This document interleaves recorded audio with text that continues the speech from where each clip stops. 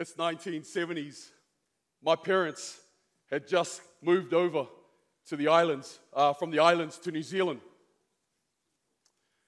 The factories had just opened up. A newspaper article went to the island saying, "Come to the land flowing with milk and honey."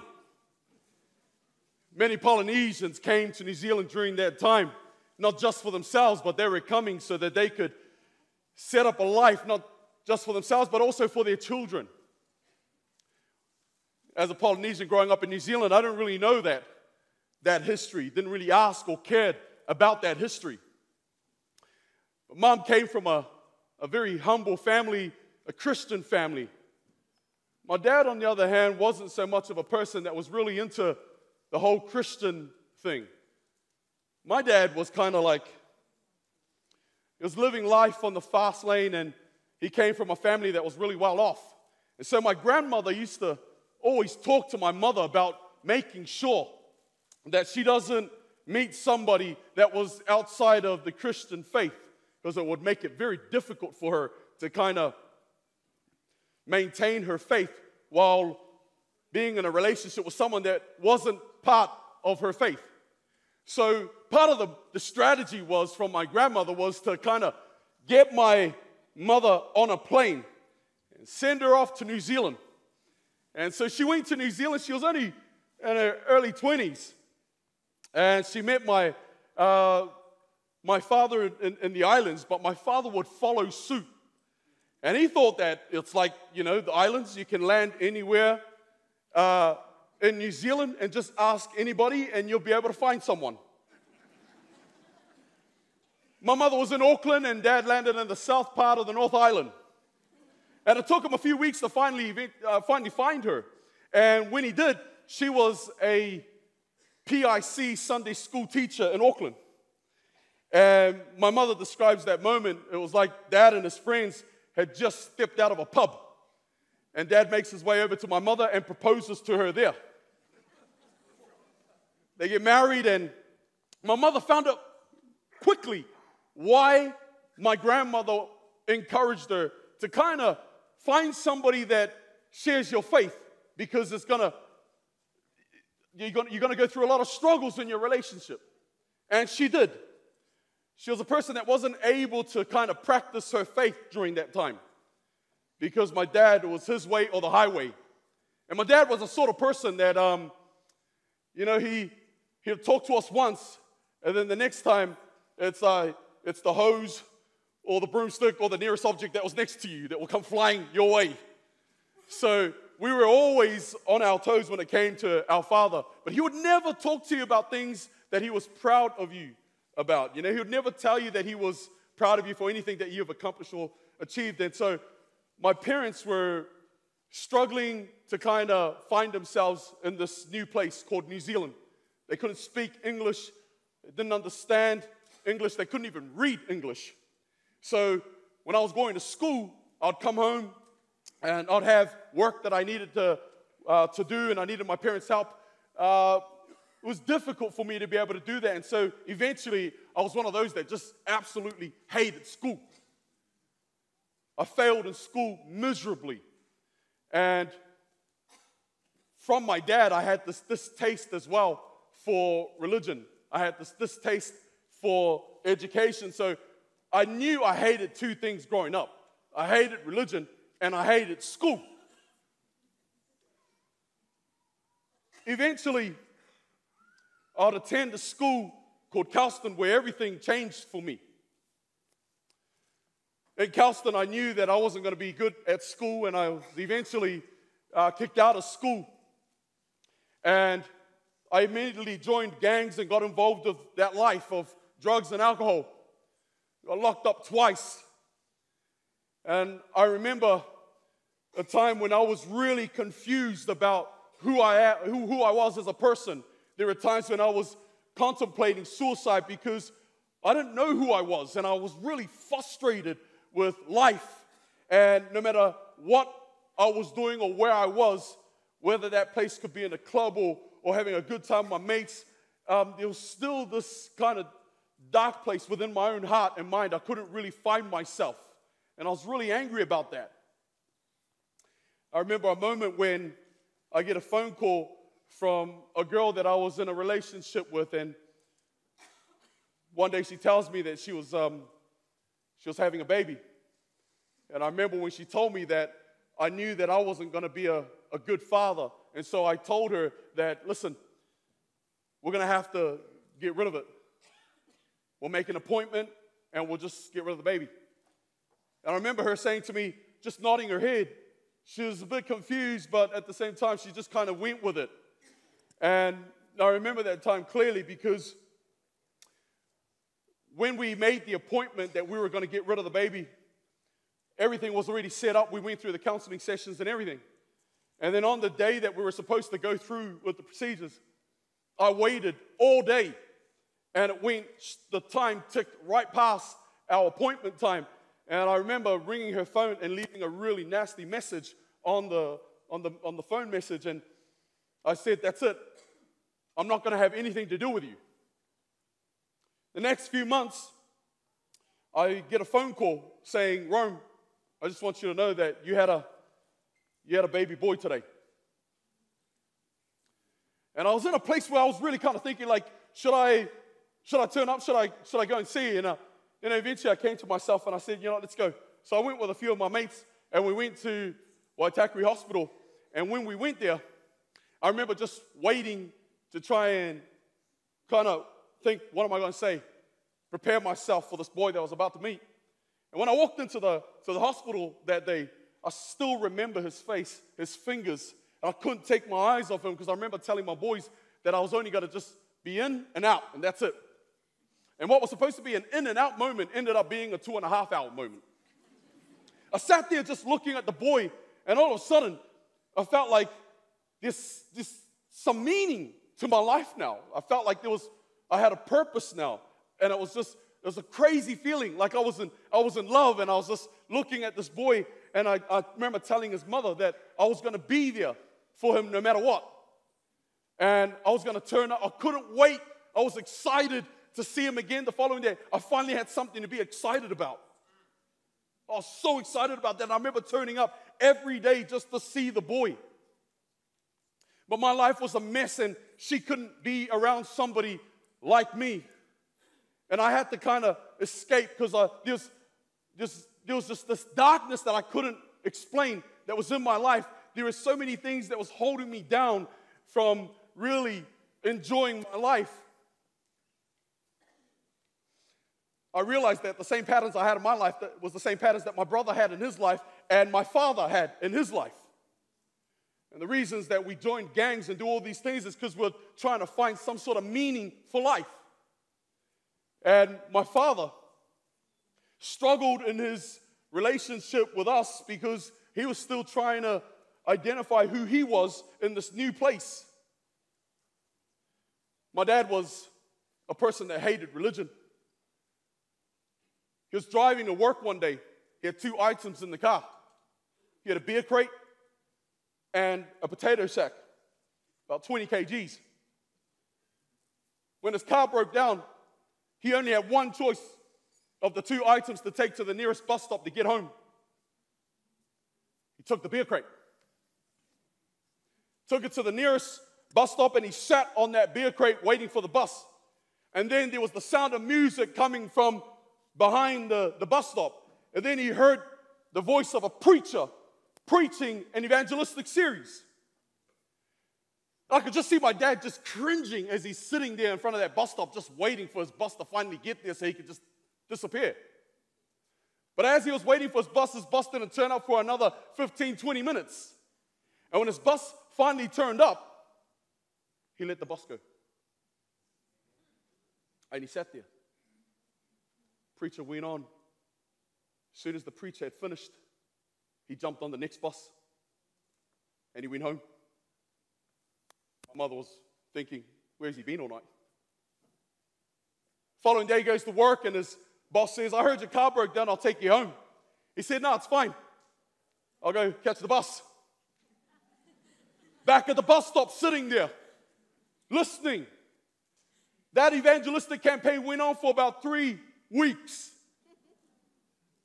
Dad sat there and listened to the preacher.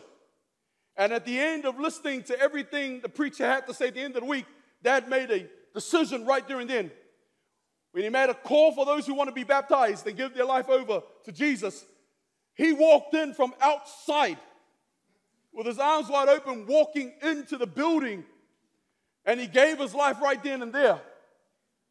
He went home, and my mother was like shocked at the fact that he had made this decision, because he went home and went straight to the fridge and pulled out all the alcohol that he put there, and he started pouring it out. My mother came and joined, and they had this moment where they were both pouring alcohol out.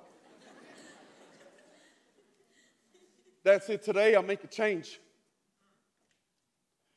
Every court case that my brother and I went to, Dad would never come. He'd never turn up. My brother was in one of the most difficult court cases of his life.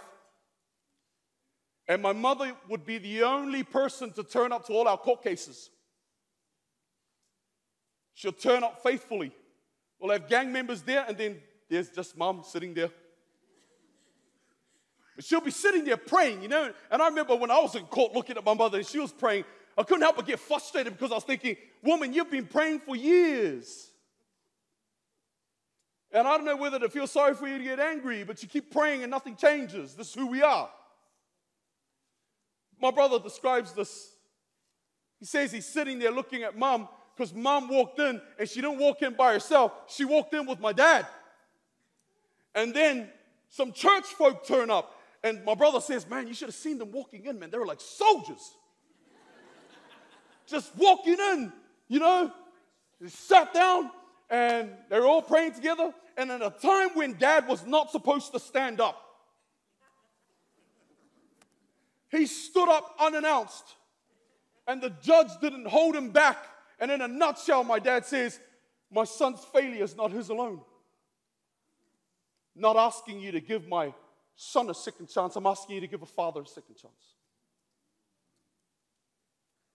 Judge couldn't make a decision. She said, we have to do this next week. Come the following week, my brother was released with bail conditions. And he said, you know what? I prayed, and one of the things I prayed about was I was going to give my life to God if he got me out of this situation. And by the grace of God, he's got me out of this situation. I'm jumping on a plane, and I'm going to Australia. And I remember during that time, I was really trying to find a way to escape my darkness. And I remember just thinking that I was always going to be the person that I was. Just before you earn your colors back in Kelston, you got to bleed for them. And when you bleed for it, you die for it. There's no way out. For me, I wanted out. I wanted something else. I was desperate for change. There was a time for me where I was just like true blue New Zealander all the way. And whenever anybody spoke to me about Australia, I'd say, I'd never go to Australia, ever. But I was desperate for change. I was desperate for change. And I remember ringing up my brother, and I was trying to find out where he was. And when I finally rung him, I got through to him. I said, where are you? And of all places, I was thinking maybe in Sydney, he could be in Melbourne, or maybe he's in Perth, or Brisbane, I don't know. I asked him, where are you? He said, I'm in Cooranbong. Cooran what? I'm in Cooranbong. And my brother didn't believe me, because he knew what sort of person I was. When I said to him, I'm coming to find you, give me the address. And my brother gave me the address, and he says, oh, yep, okay, whatever. I'll see you when you get here. I purchased my ticket, and I got ready to leave. And I jumped on a plane, and I remember just saying goodbye to New Zealand and goodbye for good. Well, I finally get to my brother's house. He was living there with his family, his wife and 2 kids, and they had a humble home. Everything was different. I said to my brother, what are you doing here? What are you doing here? This place, I mean, like, look at it. It's like Texas Chainsaw Massacre area. It's in the middle of nowhere. But keep in mind, this is Cooranbong back in 2005. I mean, Cooranbong today, with Morris said, they're spoiled with the plaza there and all the others, those of you who are familiar with that place. We didn't have that when we were there. When I looked at Morissette for the first time, I felt like I just stepped into the 20th century. The only thing that was flashing with lights was Bilo. Eventually, my brother said to me, you know, you've got to just stay focused here and just find something to do and be active. You know what? I could not free myself from my own suffering in my own mind. But every time I looked at my brother in this unknown place, in this small unit, I couldn't, for the life of me, wonder, why is he happy? Why is he not worried about it? Why is he not thinking about escaping this place? You know, I stayed with him. I ended up working. And after working there, I decided that I was going to try and connect with my son and his mother. I wanted to find them, and eventually I did. But I had to go back to New Zealand to get them. 2006, I went back to New Zealand, and I came back to Australia quickly because I didn't want to be in New Zealand too long. I just wanted in and out. Just get there and leave. When I got married in New Zealand, my wife and my son, we came back and we found a place in Newcastle where we could just start life again. My relationship with my father was still broken, you see. And it wasn't until my father got in contact with me and he said to me, son, I want to come and spend some time with you. I'll go pick him up from Sydney. He came and we spent time together, started sharing to me, and he opened up about so many struggles that he went through in his life. Both of us had this moment where we were just talking and sharing our hearts. We laid our hearts on the table. Throughout my whole life, I've never had that conversation with my father. We never had that sort of relationship. And now for the first time in my life, we've got this relationship. And we spent every day together for the next 3 months. And it was good having my son there as well. Still, there was this place in my mind that I couldn't escape. When Dad left, we're at the airport. And he looks to me and he says to me, son, because I kept on asking him, is there anything I can do to make up for lost time?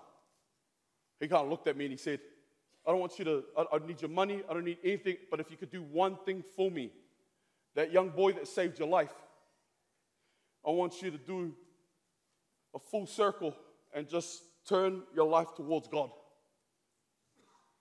If you can establish a relationship with God, that's all I need. Dad went home, I went back, and I decided, you know what? That's it. If my dad can be transformed by that book and the person of Jesus Christ, I need to find out who he is for myself. Yeah, I had a picture of who Jesus was, but I didn't really know him for myself. So I remember looking for a Bible at home, and I came across a Good News Bible. It was awesome because it had like pictures in it. And as I was looking through the book, I started reading, and I decided I'll start in Genesis. And I'm not going to move a single verse until I understand the verse that I just read. And as I was reading through the book, I was going through Genesis, struggled through Exodus, and eventually died in Leviticus. I said, I don't even know what I just read. I remember ringing out my wife, and I said to her, hey, can you find out whether there's a nearby library somewhere around here so I can just kind of look up some of these places, kind of find out where I can get some help in understanding this book? And so she tells me there was a Catholic library down the road that I should go and check out. So I did. Those guys taught me how to use commentaries and concordances. And I started looking through the Bible again, and now I'm studying through it word by word. Then I had these Avondale College students turn up to my house. And we were going back and forth. And as I was reading, I discovered, hey, the two things I hated more than anything, school and religion. Now I'm studying religion. And I tell you, the number one thing I hated more than anything was reading. And now I've just looked at all the books I was reading. I couldn't believe I just read William Durant and Edward Gibbons. And I was like reading all this history. And I said, I didn't even know that existed in me. And I couldn't put books down I needed to read and find out more because I needed to find out for myself. And as I was putting two and two together from what the Word of God said, I came across the book of Daniel. And when I was in Daniel in 2007. It's 2017 today. I've not put the book down. I've been through and through the book of Daniel, looking at the prophecies of the book of Daniel, and I was flipping right through the pages, reading up on what other commentators thought about some of the events. And it was about between 2 or 3 o'clock in the morning. I remember waking up my wife and I said to her, "Have you read this? Daniel chapter 9. Have you seen it? I kid you not, you have to look at this." My wife was like, "Okay." I started drawing up graphs and I was doing, you know what? You would have thought my room was the room of a madman. With all these timelines on the floor and pages, I was scribbling through things. I couldn't stop. I couldn't move away from the book. And I knew then God was calling me for something greater than myself. You know what's interesting? I went to college and I signed up to study. And I was sitting there my first day at college. I was trying to get my brain to function. I've been out of school since I was 15 and I was reading and I couldn't do it. Started leaning on God for the first time again and I said, "God, you're going to have to help me get through this." And I struggled to do it, but I didn't give up on Him. And I know that He didn't give up on me. On my second year, my mother hears from a relative that there's a speaker in Sydney with your last name. Last thing my mom remembers of me was I was locked up. Involved in so many different things, crazy things, and Mom rings me up and says, "Hey, I just found out that you're speaking somewhere in Sydney. I just want to know, what are you doing?" I didn't tell Mom what I was doing. I wanted to first graduate and then tell Mom what I've done. So I failed her all my life. I was hesitant to say something, but my wife said, "Just tell her." My mom on the phone, I said, "Mom, your boy's in college studying a Bachelor of Theology." She was like, "Really?" I said, "Yeah, it's my second year. I'm going to be going on to my third year soon." Quiet. She's just quiet. Then she said in my language, "Thank you, Jesus." After 20 plus years of prayer. You've answered. Thank you.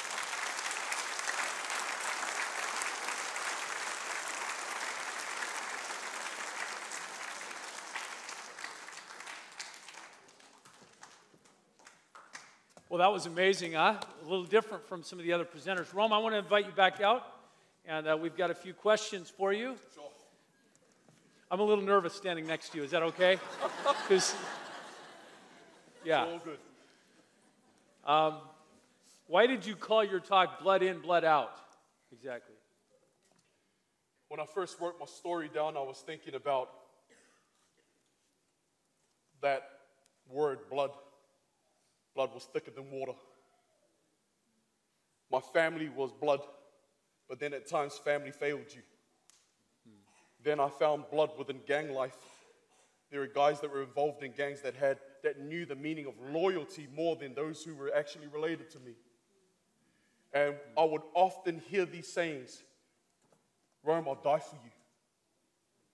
I'll die for you." What does it mean to be a gangster? I'll die for you. I'll lay my life down for you. Wow. And I said the same thing back to them. Out of the 4 guys that we started this whole journey together through gang life, only 2 of us are alive today. And so the whole thing of like, "I'll die for you, I'll lay my life down for you." When I heard Jesus say those words, "I'll lay my life down for my friends," I thought, man, Christianity is the biggest gang I've ever seen. That's awesome.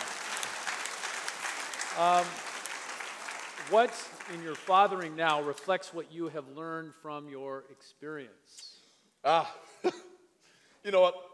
Because I grew up in a kind of a strict home, my father was just like so strict with everything. And there was a lot of violence at home as well. My wife, she's like, can you just be a little bit more hard on the kids?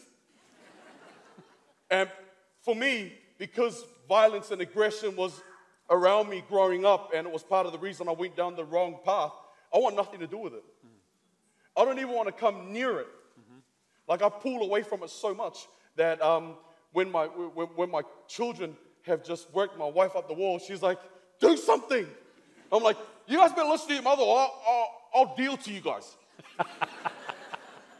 And my daughter's the first one, you won't do that, Dad. And so they know me like that, so yeah. That's good. What is your heaviest ever bench press, and what is your heaviest ever deadlift? And what is your fitness routine in a normal week? The heaviest bench press is 200 kilos. Wow, that's incredible. That's in competition. I have benched 220 outside of competition. I have deadlifted 320 kilos. In competition, we were deadlifting 292.5, 300 kilos. Squatting 280, squatted 300. Training regime every week, squats, deadlifts, bench. I've incorporated snatch and the clean and jerk. So it's become a tool for ministry for me. In our community where I'm ministering, we've opened up our garage and created a gym in there where people can just come and train for free. That's fantastic. And we've built relationships there, and we've even started a church. No from kidding. that. So, incredible. This is a little off script, Rome, but do you think if I opened up my garage and started lifting weights that people would come in and maybe I could start a church from that? You think? I'm not sure. I mean, possibly. Look at the difference in our arms. And I'm not a weakling. One more question. How was your relationship with your mom through all those tough years? Mom's been my anchor. She's the one that she's been a prayer warrior for as long as I can remember. If I go back as far as I can remember, 3 years old, Mom prayed over me. That's one thing I can remember about Mom. My siblings, she was a woman of prayer. And I called her like the prayer assassinator. You know, she would like put somebody on her prayer list. And she put my brother on a prayer list, and my brother was baptized into the church. And she put my sister on a prayer list, my father on a prayer list, and I was the last one to be put on a prayer list, and here I am. Amen. Isn't that awesome? Woo! Why don't you just thank Rome? Yulia, he will be back actually tomorrow. We're looking forward to hearing from you again. Thank you. Bless you. God bless.